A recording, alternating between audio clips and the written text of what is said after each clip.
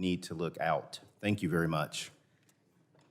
Gentleman yields back. Chair, for what purpose does Mr. Crenshaw seek recognition? Madam Chairman, I move to strike the last word. You're recognized for 5 minutes.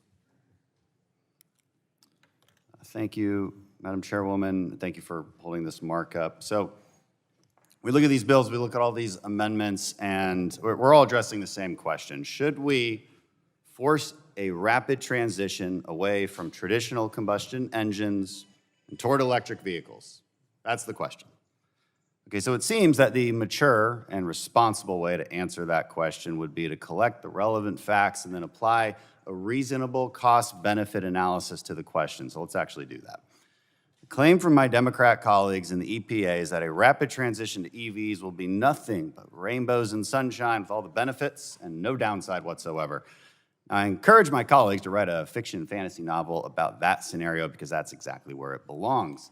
In reality, the data shows that they're pretty much wrong on every account. The facts demonstrate that there are massive costs and very little benefits. Vehicles will be less affordable and less capable. That's a fact. Our reliance on China would increase, not decrease. That's a fact. And actually, here's the kicker, global carbon emissions would increase too, especially in the short term. Here's why. So the claim is that this radical rule from EPA is necessary to reduce the twin crises of global climate change and air pollution. Is that true? The fact is there's little evidence that the mass adoption of electric vehicles will result in significantly less global greenhouse gas emissions. In fact, the opposite is probably true, and here's why. Every single battery for an electric vehicle requires the mining and processing of roughly 500,000 pounds of materials. It requires significantly more energy-intensive metals like aluminum than traditional combustion engine vehicles do. And according to the manufacturers themselves, the manufacturing of these vehicles generate 70% more emissions than traditional internal combustion engine vehicles. That means they need to drive about 70,000 miles or more just to break even on the emission side. So this means, at least in the short term, and it's not that short because 70,000 miles is a really long way to go, especially when you pretty much only use these things in urban environments. That means that just according to the math and the facts, mass adoption of EVs will increase global carbon emissions. Full stop. It's a fact. You can't argue with it. It's just the math.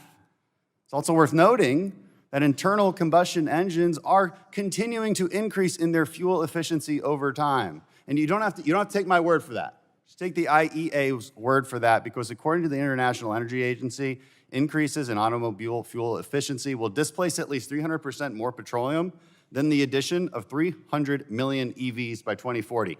It was said earlier that EVs are a threat to oil and gas profits. Well, this fact disproves that.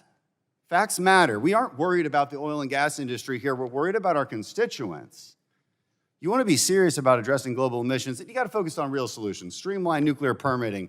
Encourage more export of clean U.S. LNG, which displaces foreign, dirty coal.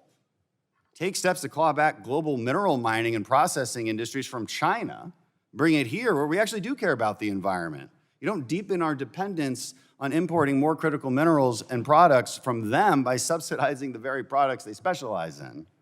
There was this bizarre argument made earlier that this new restrictive rule will make it easier to compete with China. That's never been true for any regulation. It won't be true for this one. This claim that demand is wildly increasing for electric vehicles, not true.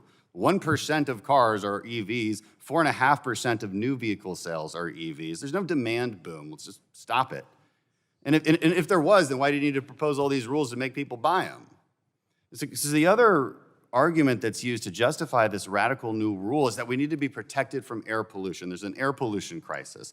I'll tell you what, there's really good news. We already have laws to address that. And here's some more good news. According to the EPA's own website and their own data, air pollution has decreased nearly 80% in the last 50 years. There is no crisis in air quality in America. And even with the problems we have, it doesn't even come close to justifying these radical changes and the immense costs to our voters. And these costs are real. EVs have significantly less range than a normal car. They're significantly more expensive, on average $20,000. The price has actually only gone up over the last 10 years, even with scaling them out. And I just don't understand why we want to rush to be dependent on China, who actually has 85% of the processing capacity for the critical minerals needed for these vehicles.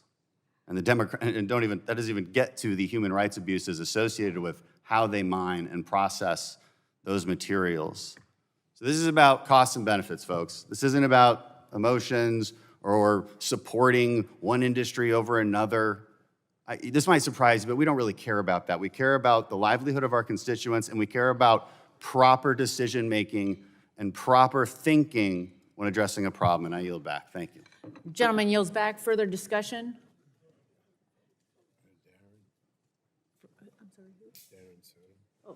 Chair recognizes Mr. Soto. For what purpose do you seek recognition? To strike the last word. Gentleman's recognized for 5